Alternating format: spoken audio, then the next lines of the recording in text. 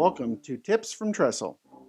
This podcast is dedicated to discussing the senior living industry with a unique focus on food, hospitality, and leadership. I'm your host, Aaron Fish. As a 25-year veteran of the hospitality industry, I've focused my work on creating exceptional experiences for the customers we serve. My goal for this podcast? Educate, inform, and inspire leaders in senior living to bring food and hospitality to the front of mind in our industry.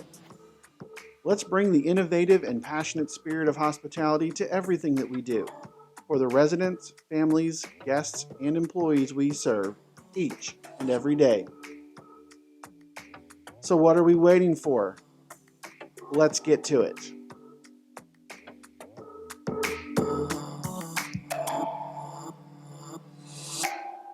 Today on Tips from Trestle, I'm speaking with Nathan Whitaker. Nathan is a motivational speaker, the co-author of 8 New York Times bestsellers, and a former executive in the National Football League. He has spoken to corporations, sports teams, and trade associations across the country and world, including the Miami Dolphins, Duke Business School's Leadership Symposium, the International School of Bangkok, and has delivered numerous commencement addresses. He holds degrees from Duke University, the University of Florida, and Harvard Law School. Nathan, thanks for joining me today on Tips from Trestle. Absolutely, Aaron. Thanks for having me. So before we get into the conversation about the indirect leadership and kind of that conversation, I want to have our listeners learn a little bit more about you. I'm fascinated with your background because it starts as a baseball and football athlete, and then you wind up writing books with Tony Dungy, and now you're doing motivational speaking. And we connected because of your interest in senior living and leadership there. So it's a pretty interesting journey. So I'd love for you to tell us a little bit about how you got to where you're at with us today. Sure. I think the classic example of the nonlinear point, career path, Right. where instead it's the tangled fishing line. And hopefully it's still trending up, but it's never easy to tell. So I grew up here where I live now in Gainesville, Florida, and was a big Gator fan and loved sports and loved playing things and really would have loved to have played here at UF. But I had a chance to go off and play at Duke, and the baseball coach there told me that I was tall but thin. And he said, if we give you time to grow into your frame, maybe you can go on and do things after this. And I don't know if it's clear to your listeners and watching, but I never grew into my frame. So I'm still tall and thin. And so anyway, it became clear before long that I really didn't have a path beyond that in sports, beyond just getting to play in college, which was fantastic, and got to play for Steve Spurrier. I walked onto the football team after being recruited to play baseball. So I played both. Usually, you already blew it for me in the introduction, but usually I just tell people that I played ball at Duke and let them assume basketball. But I played for Coach Spurrier, so it was just a really great experience to learn from some really fantastic people. Yeah.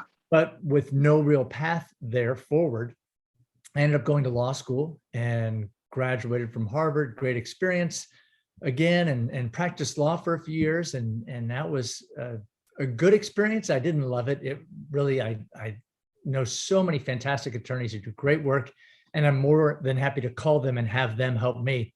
But it just wasn't something that ever really clicked for me.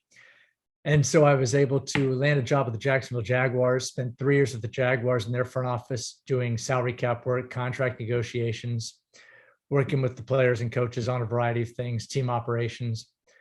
And then after 3 years, went to the Tampa Bay Buccaneers and spent 3 years with the Bucs and did the same thing. Little bit of legal work, but a lot of football related stuff.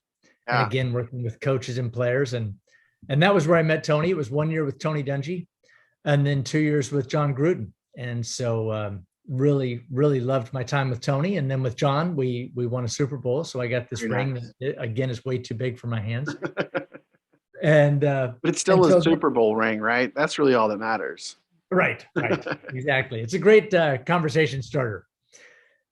And so anyway, was able to do that for 3 years. And then they came in and changed over the front office and brought in a new general manager. And I had an offer from the Seahawks and a chance to go to the Falcons and the Bears, and decided maybe 2 sports teams in 6 years was enough to kind of quench my desire for being in sports. And So anyway, so I've moved on to other things now, as you mentioned. And so you've obviously gotten into writing books. You've number of New York Times bestsellers. It looked, as I looked through the list of all the books, you kind of spend a lot of time telling this great stories, but also you've kind of got some leadership stuff built in there. And I guess that's what kind of piqued my interest in talking with you, is just kind of your background and your experience, and then writing these books and talking with people such as, Tony Dungy. I mean, great leader, great motivator. What was that like to work with him on a number of these books about those things? It was a great experience, Aaron. And one of the things in the backstory of writing even his memoir, the first book that came out that I ever did, came out 15 years ago yesterday, actually. And it was Quiet Strength, Tony's memoir, which ended up selling more copies than any other sports autobiography ever, other than Lance Armstrong's book. Wow. And as I tell people, we now know Lance Armstrong's book was fiction, so really ours should be number one. But anyway, and I know Lance is from down your Texas area, right? Mm-hmm. So yeah. Anyway, he's done a lot of good for a lot of folks, so I won't go too far there. But anyway, with Tony, I was trying to talk him into writing his memoir. I had been let go by the Bucks in 2004, and it took me 3 years to talk him into doing his memoir. And along the way, he kept saying, nobody needs to read a book about me. I don't know how much I have to share. And so I pitched to him, what about a leadership book? And so he thought that sounded great. So I was writing about Tony and some other coaches and putting together all these notes for several years. Publishers were a little lukewarm on it because Tony wasn't all in and they didn't know me. I was an established writer. Right. So Tony's book eventually came out after they won the Super Bowl, and after his son had died. Tony decided that he did have things he wanted to share and talk about. And so his memoir came out, and then it sold 1 million copies in the first year, just unbelievable, off the charts. And they came back to us in a year and said, would you do another book? And so we did a book of values called Uncommon. And then they came back then the following year, after that one sold another 300,000 copies. And just, again, incredible experience to be a part of Tony and how widely respected he is. And then they came back to us for year 3 and they said, would you consider a leadership book? And Tony kind of initially balked, and he's always slow to kind of, he's like, I don't know if I need to do another book. And I said, Tony, I've got like 400 pages of notes from the 3 years when I was working on this and studying how you lead and how these other coaches lead. And so we turned it into the Mentor Leader. And it was a lot of the principles I had been studying and looking at and things that I thought were important. But then Tony put a great twist on it in that he said, look, if we're not leading for the benefit of others, if we're not mentoring others and creating leaders around us, then we're not going to have a sustainable organization. And so it was really a fantastic way to look at things and a great lens, I thought, to view it. And again, it was, there's a lot of people doing a lot of great research on leadership, and there are a lot of really helpful things. One of the strengths I thought Tony brought was that he was tested every Sunday for however many years on his leadership skills, right? I mean, a lot of, there's X's and O's are important, but as we've seen from Nick Saban and others and just great leaders, that their X's and O's may not always be better. They could be, but a lot of times it comes down to leadership. And so that was part of why I really enjoyed doing that with Tony and why I thought he had a lot to share there. Yeah. And so that mentor leadership kind of philosophy, I think that's kind of how we connected and started talking about leadership. The last time we spoke, you were writing an article about indirect leadership. Right. And for me, it was fascinating because one of the things that I always find here in senior living is as we look to find the next leaders for communities or in regional positions, they kind of always tend to come from the same places, right? It's the nurse that became the executive director that gets promoted, right? And so they've got kind of a lot of one or two linear paths up. And I've always felt that senior living should, I'm a big proponent of hospitality being very important in senior living. And I think they don't look in those areas enough to find the next round of leaders. And we're going to need a ton of them as the industry grows. And so I wanted to talk a little bit about kind of that indirect, informal leadership and what is it? How can it be cultivated? Where can we find it? And just kind of have that conversation a little bit deeper. Sure. I think a lot of times when people think of leadership, they think of leaders, capital L, the boss, right? The person Yeah. who's got the title, the direct leader, who's got the title, the formal leadership of, hey, they're the boss and they're at the top of the org chart. But I think it's a more helpful way to look at leadership from the standpoint of influence. And if you're influencing people, then you're leading them. And then when you redefine it that way, it's easy to see that anybody in the organization, no matter where they are on the org chart, can be a leader, because you can influence those next to you, you can influence those below you or above you or whatever, much more than you might be able to direct somebody to do X, Y, and Z, or stay, I need you to stay in the office 2 hours later or something like that. I mean, we get that part. But I think a lot of times that's more management, and we need people who can lead. And that's where the informal, indirect leadership comes in, that we do it a lot more than we realize, or we could do it a lot more than we realize. Yeah. Do you find when you talk to people that the concept of management and the concept of leadership get just garbled and kind of all mixed together, thinking, well, I'm the manager, so I'm the leader, and really truly that maybe they're not equipped to be the leader. Yeah. And it may not be that they're not equipped, but they're not being intentional, or they're not developing the skills or other things. I do think leadership can be taught, and I think we can improve at the things we do. But if you think in terms of just as an organization or whatever it is, where are we going, right? What's our mission? What's our vision? What are our values? I can manage all day long without any idea of those, and not really helping people aspire to whatever it may be, right? I mean, a lot of people may say, hey, look, we got to keep growing the senior living facility, or we've got to whatever.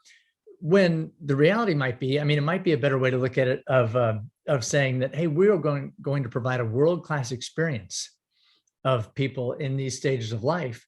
And then all of a sudden you're leading, right? Because people are stepping into the gap of what does that mean to provide world-class, whatever it may be, right? We're friends with I was good friends with the president of the Colorado Rockies, Kelly McGregor, passed away a few years ago, but he was so proud of their mission statement in Colorado because it talked about doing baseball operations on field and off the field with excellence that benefit the people of Colorado and the surrounding areas. And he's like, look, this says nothing about winning. This says nothing about really what the players do. This is something the accountants can get on board with. This is something marketing can get on board with. We're going to be excellent, and we're going to build into people's lives. So when you think about that informal leadership, how can operators of any kind, but senior living operators specifically, how can they develop, how can they influence, how can they bring those people out of the front lines and identify them, begin to develop them? Because our industry is going to grow at high single, low double digit percentages over the next 15 years. We're going to need these people to help us run everything. So where do we find them, and how do we get them in those leadership roles? I think part of what we've got to do is to focus on relationships, and they're hard and they're messy and they take time. But I think we have to actually get to know some folks and look at them as individuals who are bringing a set of skills and abilities and personalities, and understand that and accept that, and then figure out how we can work with that. Are there ways in which this person could be helping me in other areas? And then me as an employee, are there areas in which, I certainly have a role to do, right? And if I'm the hostess in the restaurant, or if I'm the chef or the whatever, I've got to do that, and I've got to do it well, right? I can't not. But Right. Then at the same time, can I look around and say, oh, here's some things, and without being a total pain, but offer suggestions or think outside the box or talk to folks. One of the things I did when I was at the Jaguars, we had a guy, fantastic person, and he was able to influence me and lead me in a way where it wasn't on the org chart, but he was so methodical and disciplined. And I'm one of those creative, whichever side of the brain that is, that I'm a little bit scatterbrained. But he brought a great approach to things. And so that was helpful for me to see and think, let me take one more look at this spreadsheet before I move forward. But then on the flip side of that, I was also able to look at him and say, nobody realizes what he's doing. And so I made it my mission my last year to, every time he did something that was fantastic, which was pretty much everything he touched, I would make sure I mentioned to my boss or the people around me or whatever, hey, by the way, this isn't mine. He did this, and this is fantastic. Yeah. And it didn't matter that I wasn't getting credit. what mattered was that I was trying to develop him to be a little more assertive, take a little more of a role. Yeah. And that idea that I'm not going to be there forever, little did I know that it would be shorter than I thought. And then he would be able to grow into that. Yeah. And so I think that's a piece of it. We have to be able to look ourselves and then look for others and what their skills might be. Yeah. It's almost like you read my mind about my next question. So I was curious about, you gave a good example of somebody in that like management / leadership role of identifying and, creating that opportunity and being open. I kind of have the same philosophy, and every time somebody that works for me does well and I broadcast it, I kind of take that as a notch in the belt for me as well, because I helped that, right? Now, maybe I just promoted them or I put them out there, but they're part of my team. I identified them as being good at what they do. So, which leads to my question, which is kind of the flip side of that, which is how do you convince those leaders that get anxious or nervous about, well, I can't promote this person's capabilities because then I'm going to look, insufficient. There's going to be deficiencies in my, abilities, and people are going to start saying, well, maybe this person should be in charge instead of you. How do you address that with people who have that mindset? Yeah, I totally get that. It makes sense. It's a very human reaction. I think what I try to point people toward are two corporate examples that I think are really, to me, were really instructive.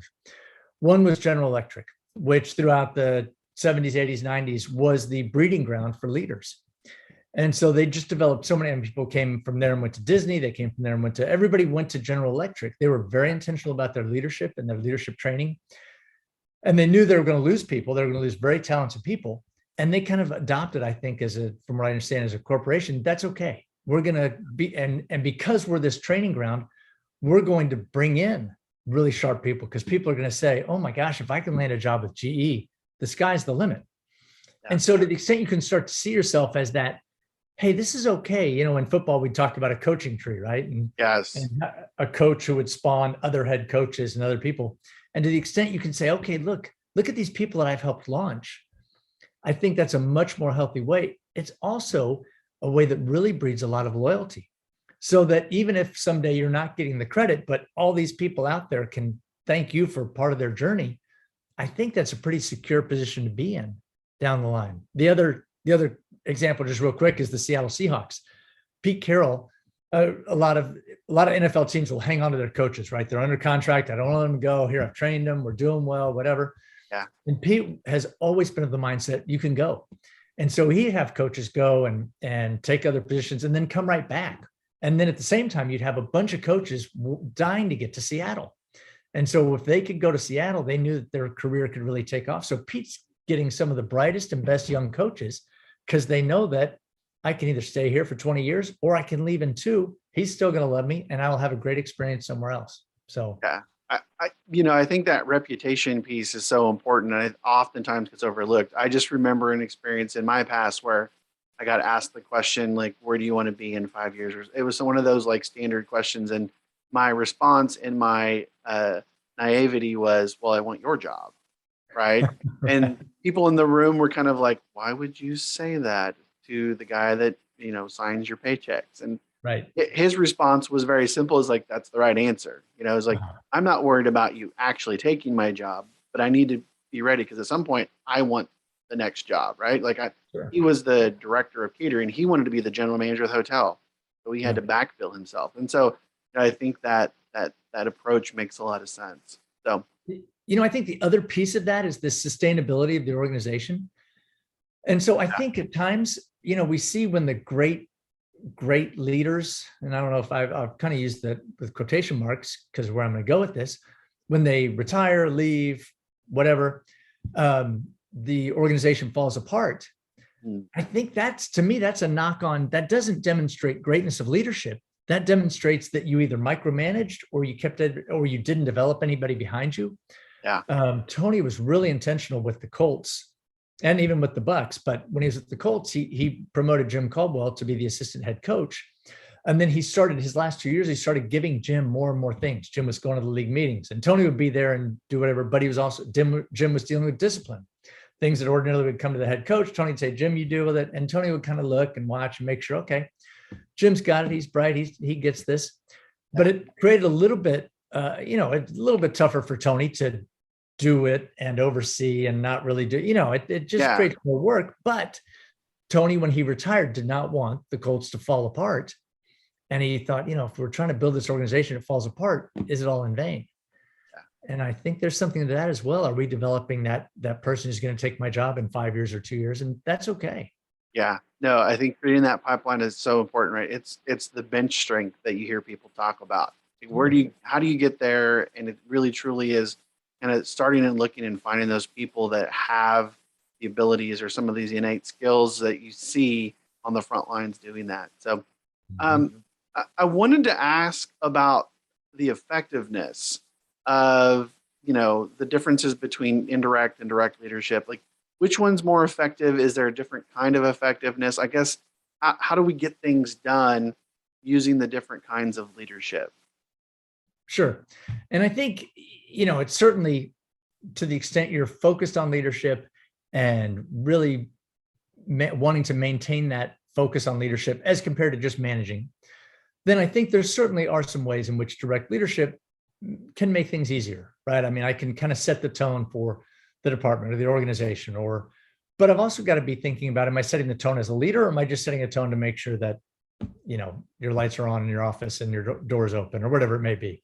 Yeah. And so am I truly leading with that? And so direct certainly gives some benefits.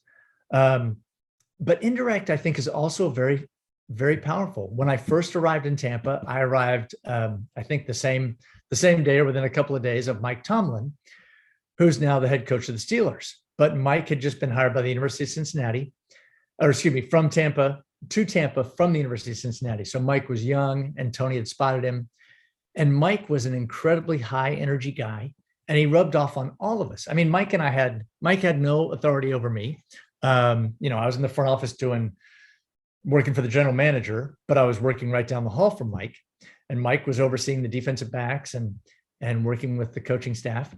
And yet Mike was so positive, so energetic, so upbeat that you couldn't help but be that way around him. And so Mike was leading me, even though we were both starting at the same time, and he was in a totally different department that had no authority over me. Yet that rubs off. And of course, people also can spot some of those abilities. One of the other things too, just to touch on this thing about leadership and informal and formal, and is that diversity and differences are important and helpful and useful.